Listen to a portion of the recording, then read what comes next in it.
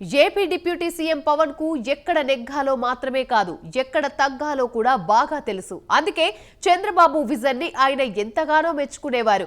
ప్రస్తుతం విజయవాడ వరదల నేపథ్యంలో కూడా చంద్రబాబు పనితీరుపై పవన్ ప్రశంసలు కురిపించారు. అలానే ఈ వయసులో కూడా ఆయన నిబద్ధతను చూసి స్ఫూర్తి పొందాలని మిగతా నేతలకు సూచిస్తున్నారు. అయితే పదే పదే పవన్ బాబును పొగడడం వెనక ఆంతర్యం ఏంటి అన్నది ఎవరికీ అంతు చిక్కడం లేదు.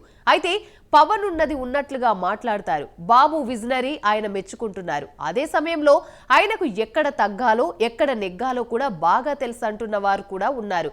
ఏది ఏమైనా బాబుని మరీ ఎక్కువగా పవన్ పొగుడుతున్నారా? ఈ పొగడ్తల వెనుక పవన్ వ్యూహం ఏంటి?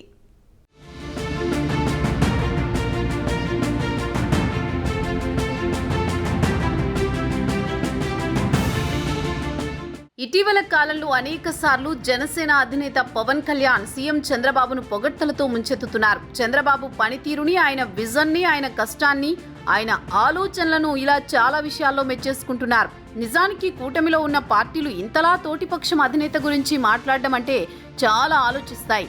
ఎన్నికల ముందు కట్టిన కూటములు అధికారంలోకి వచ్చాక పొరపచ్చాలుగా మారి ఇబ్బంది పడిన సందర్భాలే ఎక్కువ. ఏపీలో చూస్తే చంద్రబాబు విశేష అనుభవశాలిగా ఉన్నారు. అదే సమయంలో పవన్ కళ్యాణ్ కూడా పొలిటికల్ గా ఒక సంచలనంగా ఉన్నారు. ఈ ఇద్దరి కాంబినేషన్లో ప్రభుత్వం ఏర్పాటు ఎలా అన్నది రాజకీయ విశ్లేషకుల్లో ఆశ్చర్యంతో కూడిన సందేహాలను అనేకం కల్పించింది. అయితే కూటమి ప్రభుత్వంలో పవన్ చేరడమే కాదు, బాబుకు డిప్యూటీగా పనిచేసేందుకు సిద్ధమయ్యారు. అలా ఎక్కడ నెగ్గాలో కాదు ఎక్కడ తగ్గాలో తనకు తెలుసు అని తొలి అడుగులలోనే చెప్పేశారు. అలాగే తన మంత్రిత్వ శాఖలను చూసుకుని తన పరిధులు పరిమితులు కూడా చూసుకుంటూ పవన్ చాలా బ్యాలెన్స్ గానే వ్యవహరిస్తున్నారు.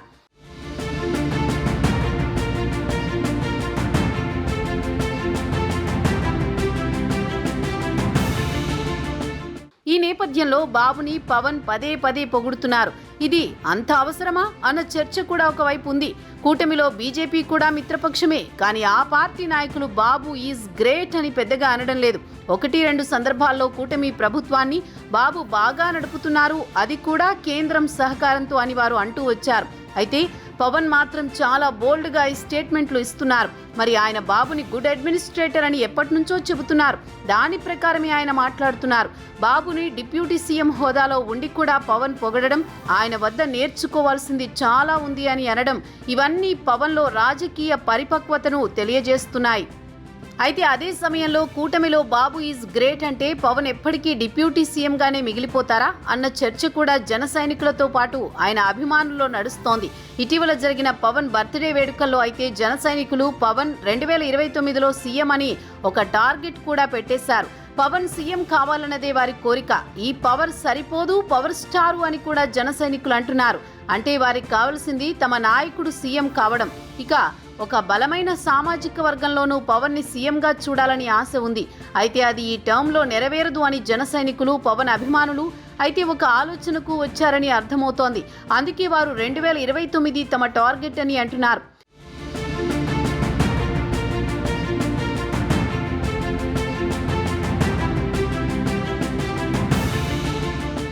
మరోవైపు బాబు ఈజ్ గ్రేట్ అని పవన్ అంటున్న తీరుని చూస్తే కనుక 2029లోనూ అది నెరవేరుతుందా అన్న చర్చ సాగుతోంది. టీడీపీ అయితే జనసేన మిత్రబంధం వదులుకోదు అనే ప్రచారం జరుగుతోంది. అలాగే జనసేన కూడా టీడీపీతోనే ముందుకు సాగుతుంది. ఈ రెండు పార్టీలు కలిసి ఎన్నికలకు వెళితే జనసేన జూనియర్ పార్ట్నర్ గానే ఉంటుంది.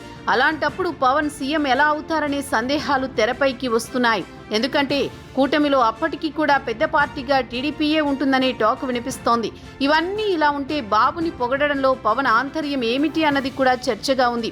అయితే పవన్ ఉన్నది ఉన్నట్లుగా మాట్లాడతారు. బాబు విజనరీని ఆయన మెచ్చుకుంటున్నారు. అదే సమయంలో ఆయనకు ఎక్కడ తగ్గాలో ఎక్కడ నెగ్గాలో కూడా తెలుసు అని అంటున్న వారు ఉన్నారు. ఏది ఏమైనా బాబుని మరీ ఎక్కువగా పవన్ పొగుడుతున్నారా అని అన్నవారికి, అలా అనిపించిన వారికి పవన్ ఆలోచనలు ఏమిటో అర్థం కావు. కానీ పవన్ మాత్రం కూటమిలో ఉపనేతగా తన విధులను, బాధ్యతలను 100% నెరవేర్చే క్రమంలోనే ఇదంతా చేస్తున్నారని అంటున్నారు. మొత్తానికి కూటమికి బీటలు వారుతాయన్న వైసీపీ ఆశలపై పవన్ ఎప్పటికప్పుడు నీళ్లు చల్లుతున్నారు. కూటమి ఐక్యమత్యంగా నడిచేలా జాగ్రత్త పడుతున్నారు.